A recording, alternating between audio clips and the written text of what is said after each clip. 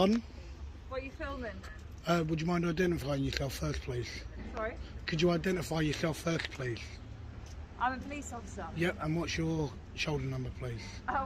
Why? Sorry. Because you've approached me and I've asked you to identify yourself. Yes, because I work here, so I'm asking why you filming my work. Yep, but then I've asked you to identify yourself. As a police officer, it is your policy. Loads of questions. No, I've asked you to identify yourself first. Once you identify yourself, then I'll engage with you, madam. I've approached you asking questions and you've just bombarded me Yes, with loads of questions. because I've asked you one question to identify yourself. Yes, I have. No, you told me you're a police officer, but you're not in uniform. You're not in uniform. I'm not in uniform. Okay, so that's why I've asked you for your collar number. Okay, it's why I've actually asked you for that, madam. And then I'll engage with you. Okay, sir, so my name is PC Deering. Nice to meet you. My shoulder number is 1378 Charlie. Thank you very much. And I'm based at Stoke Newington Police Station. No problem. Okay, we're just asking you why you're filming. Oh no, I'm just down here literally just seeing if I can actually talk to some police to do with literally exactly what was actually just done, to why when it's under your actual code of practice that when you actually talk to a member of the public you are meant to identify yourself first and foremost. Okay, and that's the thing. There's so many people that are getting approached by but you were already police so officers. you were already previously before we had even turned up. So we turned up. Well, I literally got here just as you seen me. That was me literally just getting here. Before we had stepped out of the car, we Yes. noticed that you were filming the police Yep. station. So you saying that you did this to interact with us? Correct. You didn't know that Correct. we were there before that? Correct. I do this all literally. I've been to 3 other local police stations this morning. What is the reason for that? Exactly what I've just told you. But why? Okay, it's so the public can actually see whether or not your code of practice is being followed or it is not in your case, madam. Okay, and that is what the problem is. A lot of people feel that when the police do approach, that they are not approaching it in the correct way, and a lot of people get worried to do with that. Police station. Okay. Yeah, that's the police station. It is not you. Yeah, exactly. So okay. You just contradicting so, and that is all what it is, madam. Okay, sir. Well, you enjoy your day. Okay, no worries, and yourself. Okay, so that's the officer there that completely refused to identify herself, completely ignorant. So, yeah, what a fantastic opening part of it. That was the vehicle there that they actually got out. Okay, which is an unmarked vehicle, GD70LCV, and this is the problem. So you can see when the police do actually approach, I asked her and she said, I bombarded her with questions. No, I just wanted her to do what her code of practice states, that she needs to identify herself to me. And that is the big problem. When officers don't identify themselves, of course people are going to get aggressive. What, you think I'm going to stand there and answer questions? Alright folks, buckle up because today we're diving straight into a classic clash of authority versus accountability. Here we are at Bethnal Green, where our auditor is testing the Metropolitan Police on something fundamental. Will they actually follow their own professional standards? It sounds simple, identify yourself when asked, especially if you're out of uniform, but as we're about to see, what should be a straightforward procedure becomes a tense, almost chaotic standoff. One officer refuses, another complies, and right off the bat, we see the cracks in communication that can escalate into confrontation. Stick around, because by the end of this video, you'll witness exactly why knowing your rights and expecting professionalism can either protect you or leave you questioning the system.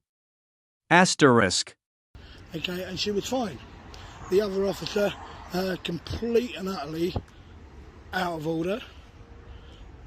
So we'll carry on. We'll walk round to the back of the actual police station. So literally right next door you do have Bethnal Green Fire Station as well. I won't bother doing an audit on these guys today. So I've not done a fire station yet. Whether or not I will or I won't, I don't know. But as I said, my main aim is literally to highlight things surrounding the police, but that may change in the future.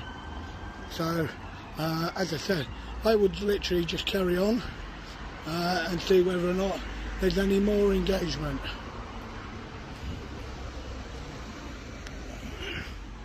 So, but what I really do not know what is in the actual water in East London. You got officers failing to identify themselves. You got officers breaking the law, being on their phones. Asterisk right here. Notice the tension building immediately.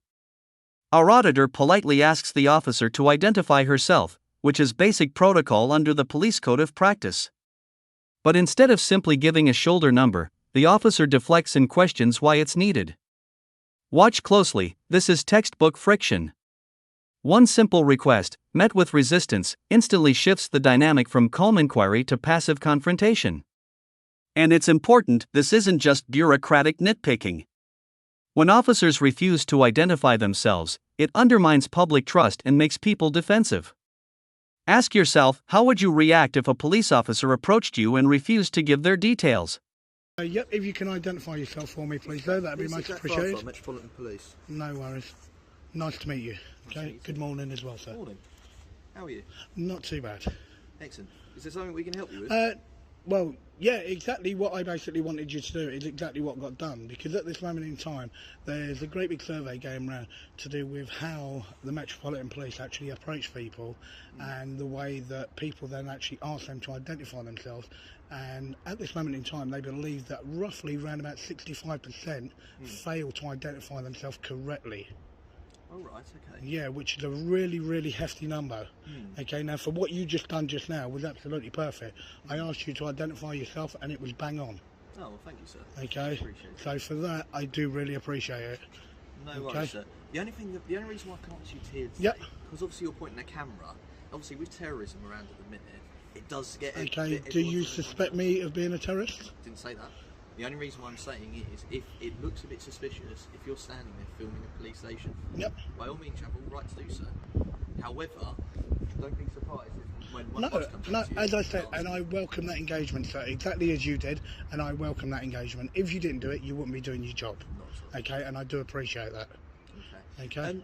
Do you need to speak to somebody? Because if you need to speak to somebody, you can just go around and No, basically, no. What I actually want is exactly what you've done, is officers literally just, from seeing something, literally to approach me. If I go and do that, then I think it defeats the purpose of them literally just completely identifying themselves, because you didn't know I was here, you approached me, and you done exactly what... Asterisk here's where the audit really starts to reveal the system in action. The auditor explains why he's filming. It's a test of how officers approach the public and whether they follow their own standards. A core point, identifying yourself, is simple, but as we've already seen, it's frequently overlooked. This isn't about prying or harassment, it's about accountability.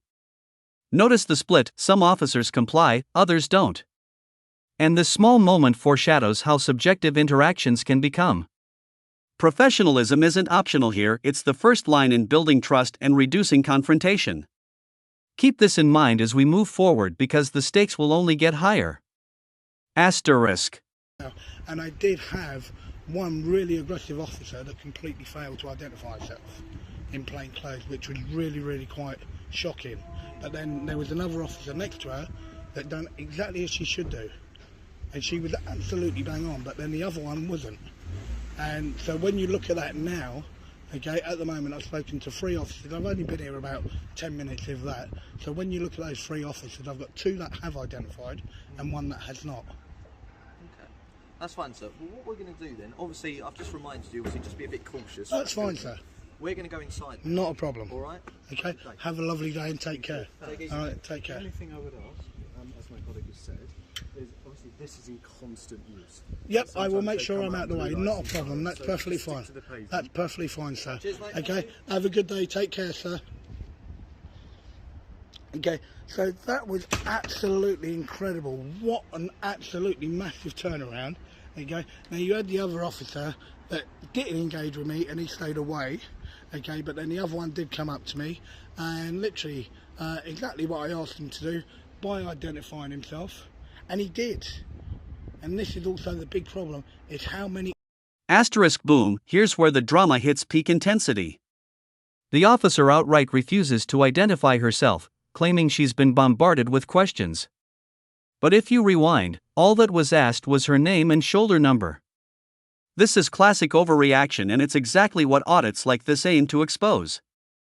The deflection creates tension instantly and shows how ignoring even basic protocol can escalate a routine interaction. Our auditor calls it out perfectly: people will get aggressive, and he's right. When you mix authority with opacity, misunderstandings explode. And for viewers, this is a lesson in how small lapses in professionalism can snowball into major credibility issues.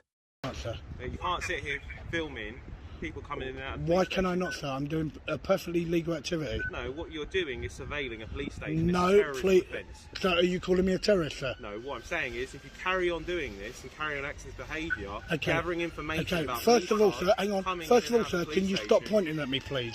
Can you please stop pointing at me? I'm not It's not pointing at relevant you. to the situation. No, it is, sir. You're pointing What at I'm me, and telling that's you- rude. Pointing at me is rude, sir. Okay, that is very rude to point at somebody. Morning, madam. How are you? Yes, very well, thank you. Are you okay? Good. I'm very well, thank you. Good. Did you want Very well. someone? Or... No. Would you mind identifying yourself for me first, please, madam? Police officer, Mr. Good. Thank you very much. Okay, no, I was just talking to two other plainclothes officers just now. Yeah. I'm literally just down purely because at the moment there's a big survey going around to do with the Metropolitan Police, Right. where you've got roughly what they class as about 60, where you've got roughly about 65% of officers that don't identify themselves correctly. Oh, Okay, and exactly what you just done for me is exactly what I needed to say, and that's exactly what was done. Yeah. Okay, and that's exactly what the other plainclothes officers done about 3 or 4 minutes ago, Right. which was absolutely incredible. Yeah. And the way that you're talking to me now is absolutely perfect. Yeah. But then when you look at that gentleman there, the way that he approached me, okay, and just he's already said that I'm surveilling the play, and he was pointing at me, Right. okay, which isn't right. Yeah. Okay, that's not the way to approach a member of the public. The way that you did, very professional, very polite. And that Asterisk. Now check this out, here's the stark contrast. After the first chaotic encounter, we move to the rear of the station. Suddenly, the auditor meets an officer who is calm, professional, and fully compliant. She identifies herself immediately, explains the reasoning for her approach, and even addresses potential security concerns about filming near a police station. This is textbook professionalism.